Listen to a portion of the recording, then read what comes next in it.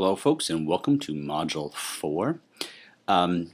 For Module 4, this is all about the incubation period. This is the period between your writing plan and the drafting of your paper.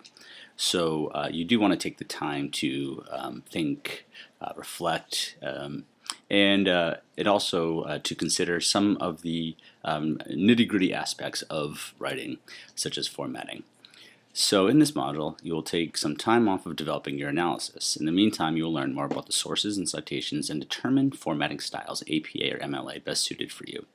We'll talk about this more in class on Wednesday, but essentially if you are if you're an English major, a history major, MLA is probably your best bet because that's what you'll most likely use in your other courses. If you're not, pretty much anything in the sciences, and beyond in that realm, you want to use APA.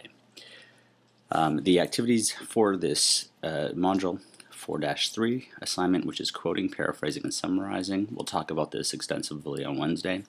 And APA or MLA, you'll take a quiz and it will give you, the results will tell you if you should use APA or MLA.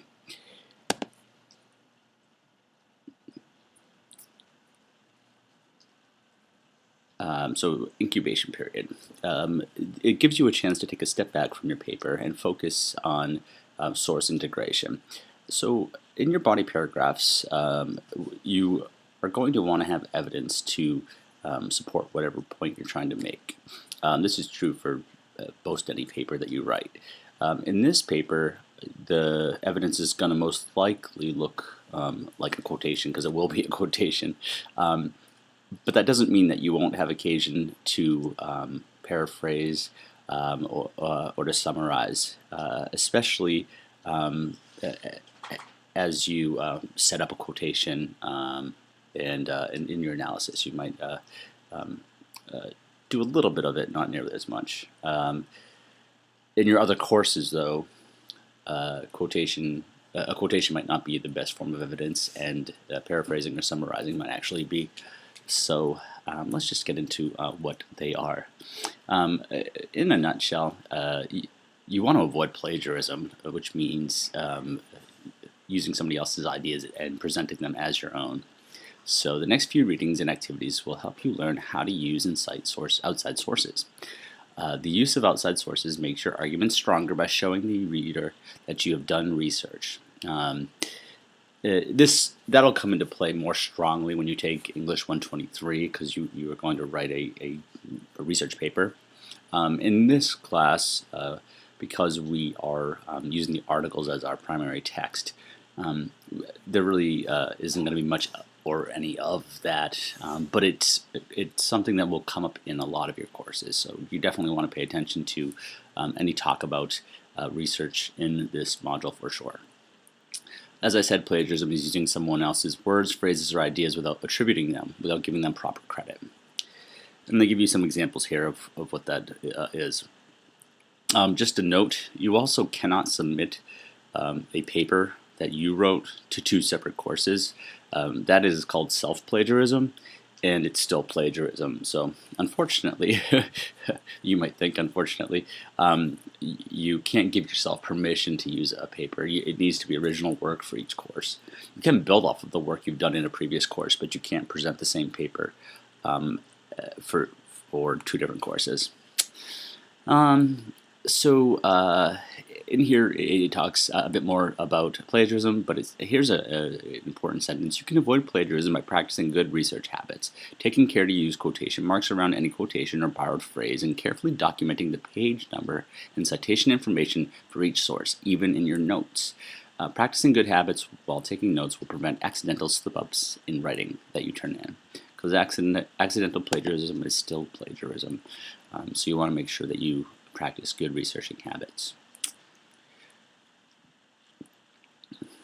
So in here it talks about the difference between a quote, a paraphrase, and a paraphrase. It talks about the times when you would quote, when you would paraphrase, when you would summarize, and the difference between each.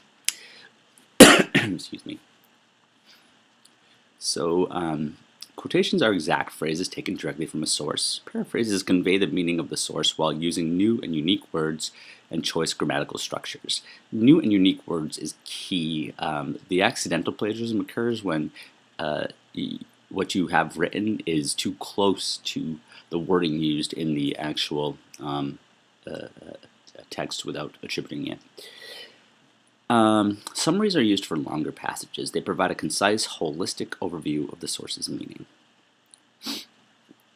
Down below, click on each of the purple boxes to read more about quotation, block quotation, paraphrases, and summaries.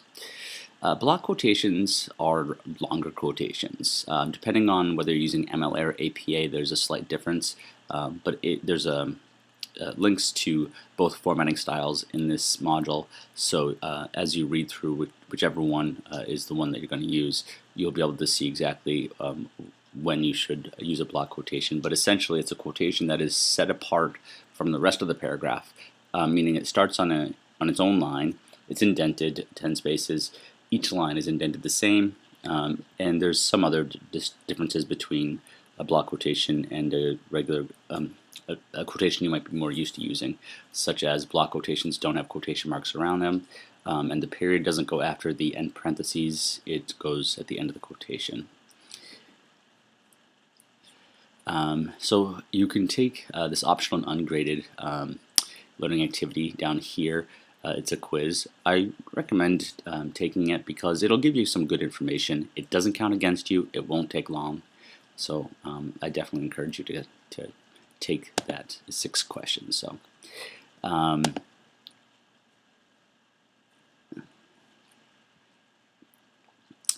and this is the first graded assignment: paraphrasing, quoting, paraphrasing, and summarizing.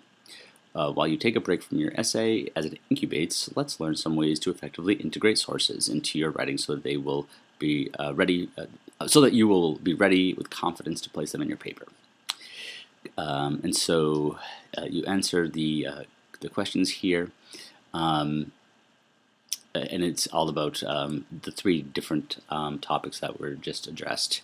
And so as you read through, your answers for activity 3, summarizing assignment, will be submitted for a grade. So you definitely want to take this, obviously. And then below here, there's a well, your answers for activity 3 are the ones that are graded. Sorry. This here's activity 1. This here's activity 2. Activity 3 is the graded one. So I encourage you to certainly click through 1 and 2, but 3 you need to do. So again, summaries are used for longer passages. They provide a basic overview of the source using new and unique phrasing. Within the introductory paragraph of your critical analysis essay, that will be the final submission for the course, you will be asked to include a summary of your chosen article to help readers of your essay become oriented to the work you will be discussing. In this assignment, you will summarize your chosen reading in 3 to 4 sentences and cite it properly. So this lets you practice that skill that you're going to need for the introduction. So as you work on your summary, remember to refer to the assignment guidelines and rubrics below to make sure you're fulfilling each aspect of the assignment. When you use sources in your paper, you will need to either quote, paraphrase, or summarize. Summaries are for longer passages. They provide a brief overview of the source using new and unique phrasing. Summarize one of the following texts using 3 to 4 sentences and a single citation at the end of your selected reading. I encourage you to consider what you will talk about from the text in your paper. You might not have a solid idea of exactly what which parts you're going to focus on, perhaps. But if you have a vague idea, a general idea, if you keep that in mind as you summarize, your summary you not only want to capture the article in new and unique words, but you're setting up the body paragraphs for your paper. So previewing the article in a holistic fashion with an eye towards what you're going to be talking about, that's the sort of summary that you want in your intro. If you don't have an idea really of if If you don't have enough of an idea of what you plan to talk about, um, no problems. Just summarize the article without getting hung up on that. Here's the rubric right down here, and my dog is drinking water in the background. I'm sorry about that. So there's this video here of when do I quote or paraphrase my sources. So watch the video, and there's a transcript down below. Bailey, enough. Sorry. And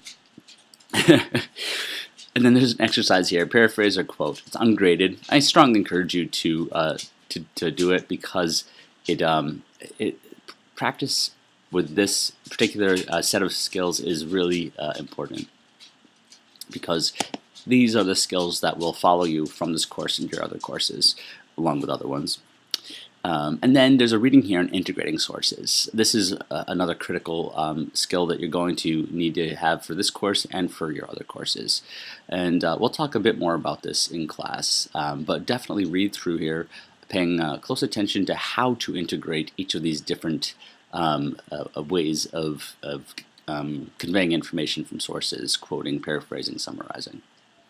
All right, and as we look towards the next page, there's a reading on integrating sources. Click the checkmark icon below to complete the ungraded practice exercise. Again, strongly encourage you to do that as well.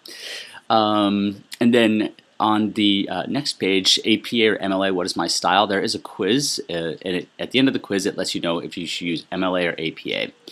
So take the quiz, and then after this, there are going to be guidelines to both MLA and APA. And the guides are extensive, but they're wonderful. So definitely look through the handbook that is applicable to the format that you're going to end up using for your paper. And finally, so you can download the handbook in PDF format by clicking here.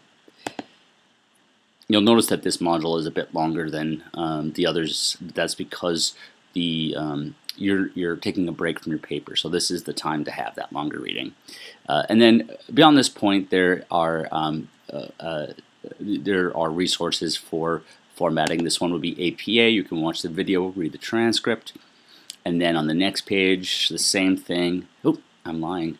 On the previous page, it was APA. This is more about APA, and eventually we will get to MLA. Sorry.